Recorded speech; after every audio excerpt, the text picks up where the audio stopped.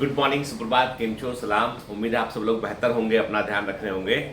जैसा कि आपने कम्युनिटी पोस्ट में देखा होगा कि अमर सर जो है वो पटना आ रहे हैं और 30 जुलाई को वो 30 जुलाई को जो है आपकी सुबह 8 बजे से लेकर शाम के 6 बजे तक फिजिक्स की एक मैराथन क्लास लेने वाले हैं। और ये बेसिकली मैंने सर से पूछा भी कि सर इस क्लास में करोगे क्या। उन्होंने कहा कि जो ब्रॉड कॉन्सेप्ट है उन पर हम बात करेंगे, जो डाउट है उनको हम लाइव रिजॉल्व करेंगे, है ना। मतलब वहीं पहुंच क्लास तो मतलब बेसिकली वो आ किस लिए रहे हैं, अमर सर क्यों आ रहे थे पटना अमर सर जो है वो बेसिकली उनका आने का पर्पस था वहाँ लाइब्रेरी की जगह को देखकर फाइनल करना। ठीक है, लाइब्रेरी की स्पेस को देख कर फाइनल करना, वहाँ के अरेंजमेंट्स करना, उसके लिए अमर सर पटना आ रहे हैं। तो उन्होंने कहा जब मैं जा ही रहा हूँ तो मैं क्यों ना बच्चों के साथ में जो है वो मिल लूँ, उनसे एक इनकी मैं एक क्लास ले लूँ। स्पेशली वो बायोमेंटर्स के कमांडोज जो पटना में रहते हैं, पटना से पढ़ाई कर रहे हैं, जो इस समय प्रेजेंट कमांडोज हैं या एक्स कमांडोज हैं, लास्ट ईयर जो पढ़ते थे, उनसे एक बार मिलना भी हो जाएगा और उनको पढ़ा भी लूँगा। क्योंकि उनको पढ़ाना बहुत अच्छा लगता है, अमर सर को पढ़ाना, बात करना। तो उन्होंने कहा कि मैं सुबह 8 से शाम के 6 तक क्लास लूँगा। खैर, तो अभी गूगल फॉर्म का लिंक दे रखा है बेटा। देखो सिंपल सी बात है, जो गूगल फॉर्म में बच्चे भरेंगे उनके नाम वहाँ लिस्ट में होंगे, उनको ही हम अंदर एंट्री देंगे। ठीक है, इसलिए प्लीज़ गूगल फॉर्म, यदि पटना में आप रहते हैं और आप अमर सर के साथ में आप क्लास अटेंड करना चाहते हैं तो गूगल फॉर्म को भर दीजिएगा, ताकि हमको एक अंदाजा लगे कि इतने बच्चे आ रहे हैं, उसके अकॉर्डिंग अरेंजमेंट हम कर सकें। हाँ, और वहाँ पे जो एड्रेस दे रखा है वो बाजार समिति एक एरिया है, बाजार समिति, उस एरिया का जो है वो एड्रेस दे रखा है। तो है ना, तो बाजार समिति में जो है वो एक मेहता क्लासेस करके कोई है ना, वो एड्रेस डला हुआ उसमें। तो आपको कोई क्लास में एडमिशन नहीं लेना है आपको, ठीक है ना। वो मेहता क्लासेस जो है ना, उसका प्रमाइसिस हमने रेंट पे ले रखा है एक दिन के लिए, ठीक है ना।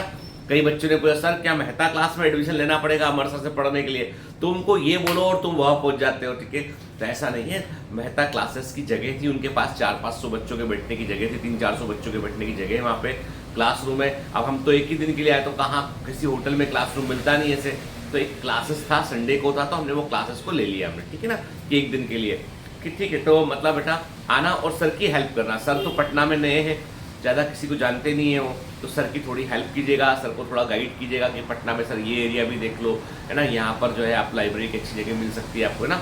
ठीक है, तो थोड़ी, क्योंकि आप देखो ये तो परिवार जैसा है ना, कि कोई फैमिली मेम्बर वहाँ आ रहा है तो बाकी परिवार के लोगों की जिम्मेदारी है कि उसका वो ध्यान रखें, है ना। ठीक है, और चलिए, तो एक तो वो चीज़ बताया मैंने आपको। सेकंड, इसके अलावा ये है कि जो आज मैं आपसे बात करने जा रहा हूँ वो बड़ी इंपॉर्टेंट बात ये है कि क्या है कि मैंने देखा कुछ कमांडो से मेरी कल परसों बात हुई थी, तो मेरी टीम, सपोर्ट टीम ने मुझे बताया कि सर एक दो बच्चे थे ऐसे, एक की मदर कुछ दिन पहले एक्सपायर हो गई थी लड़की की, तो बहुत डिप्रेस थी, कई दिन से पढ़ नहीं पा रही थी, और एक लड़के के फादर एक्सपायर हो गए थे, तो वो भी जो है बड़ा दुखी था, वो बच्चा नहीं पढ़ पा रहा था, वो काफ़ी दिन, 3 महीने पहले ये चीज़ हो चुकी है। तो कई बार जो है वो जिन ऐसे लॉसेस हमारे आसपास हो जाते हैं, परिवार में हो जाते हैं, जिसके चलते हम बहुत दिन तक अवसाद में रहते हैं, डिप्रेशन में रहते हैं हम लोग, ठीक है।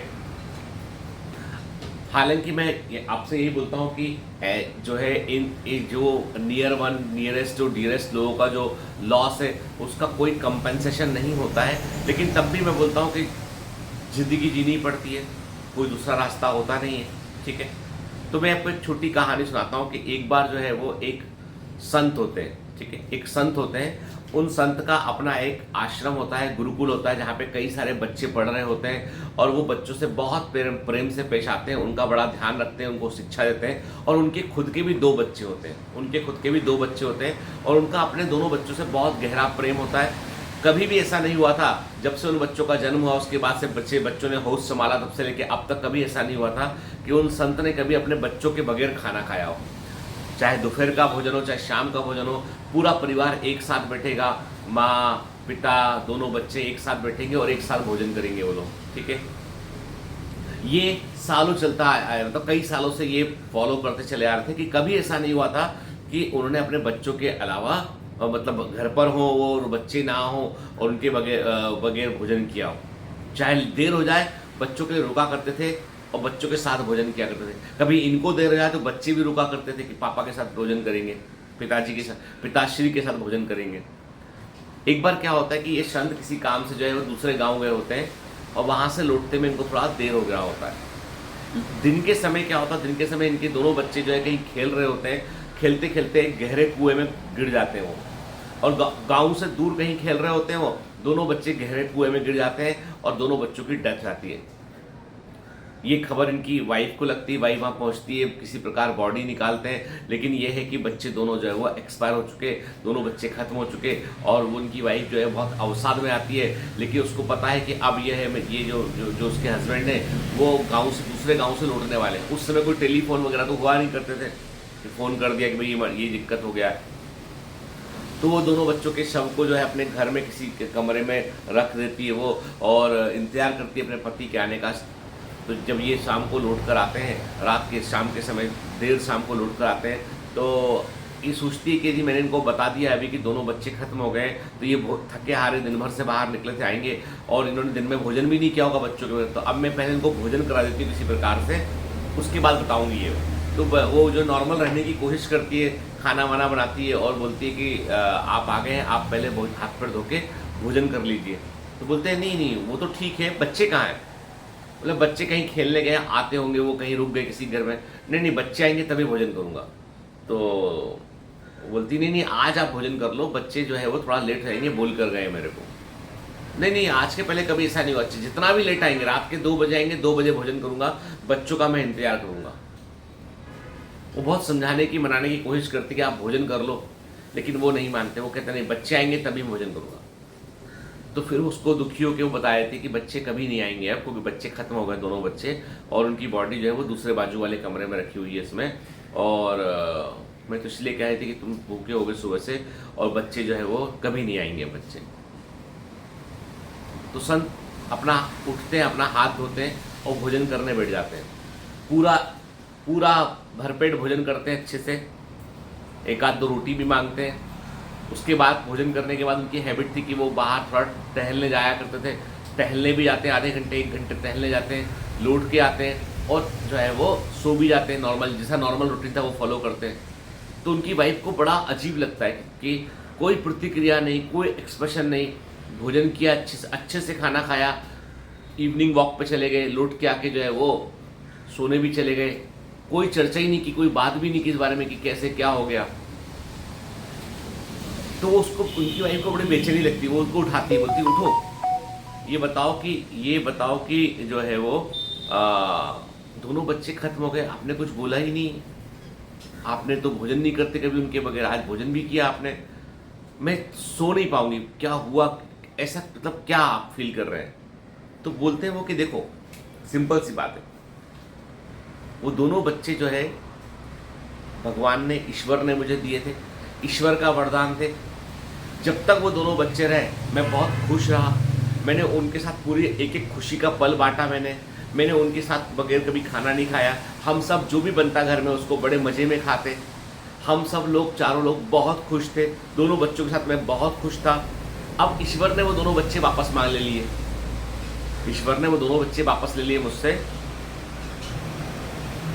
अच्छा तो नहीं लगा, लेकिन मैं ईश्वर को भी ये इस बात की इजाज़त नहीं दूंगा, ईश्वर को भी मैं इस बात की परमिशन नहीं दूंगा कि मेरा वो खुशी छीन सके। वो जो खुशी मुझे मिलनी थी वो मुझे मिल चुकी, वो मेरे ऊपर है। अब मैं उस खुशी के सहारे जीऊंगा, मैं कि मेरे बच्चे बहुत अच्छे, मैं उस खुशी के सहारे जीऊंगा। अब मैं ईश्वर की मर्जी पर भी नहीं चलूंगा। ईश्वर चाहता है मैं दुखी हो जाऊं, मैं दुखी नहीं होऊंगा। मैं दुखी क्यों हूं? जितने पल मेरे साथ में थे, उनके साथ में थे, उतने सारे पल मेरे बड़े आनंददायक थे, और मैं उस आनंद को आज की इस घटना से मैं क्यों उस आनंद को खत्म कर दूं? मैं उस आनंद के सहारे जीऊंगा।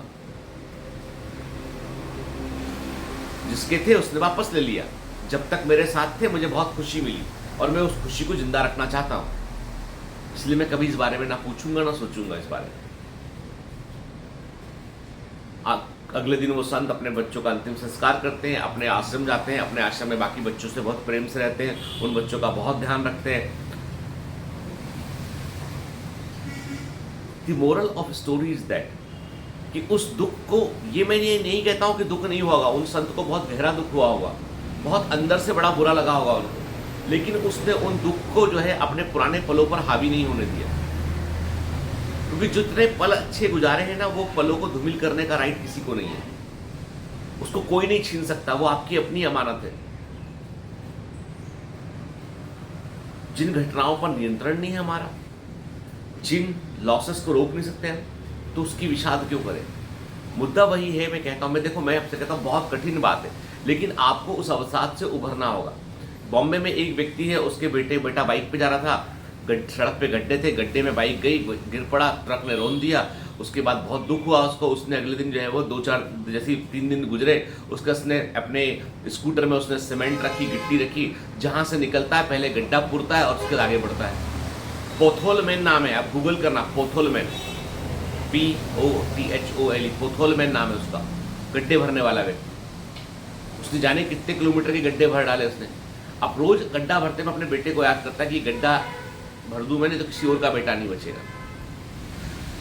तो लोग अपने दुख में भी जो है वो कुछ पॉजिटिव निकाल बैठते हैं। तो जो भी दुख है, उस दुख में सब साथ है, लेकिन ये कि यदि आप पढ़ना छोड़ दिए, आप दुखी हो गए, तो आप क्या कर रहे हैं? आप जो है वो डिपार्टेड सोल को जो है ब्लेम कर रहे हैं उस चीज़ के लिए। आप डिपार्टेड सोल को ब्लेम कर रहे हो उस चीज़ के लिए, अपनी असफलता के लिए, अपने दुख के लिए, अपने नाकामयाबी के लिए आप उस मरे हुए व्यक्ति को ब्लेम कर रहे हैं, जो कि गलत बात है। आपको वो सोचना चाहिए जो उस व्यक्ति की यादें आपके मन में हमेशा रहे, आप उन यादों के सहारे उसका नाम बड़ा कर सकें, कुछ बेहतर कर सकें। तो जितने भी लोग इस तरह के दुख में कहीं ना कहीं, मैं सबसे बोलता हूँ कि जो अच्छे पल थे उन्हें याद रखिए, और जो घट चुका है उसको रिवर्स तो कर नहीं सकते, तो आप सिंपल सी बात है कि कुछ बेहतर करने की कोशिश कीजिए, है ना। मुझे मतलब मैं जनरली इन टॉपिक पे कम बात करता हूँ, पर मुझे आज मन में ख़राब लगा तो मैंने कहा कि मैं आपसे ज़रूर शेयर करूँगा इस बारे में। वही बहुत सारे ऐसे लोग हैं, कोविड के दौरान बहुत घटनाएं ऐसी घटी है। तो मुद्दा ये है कि जो हम पॉजिटिव आउटकम निकाल सकते हैं उस पर हमें फोकस करना चाहिए। चलिए, have a great day, all the best, bye bye.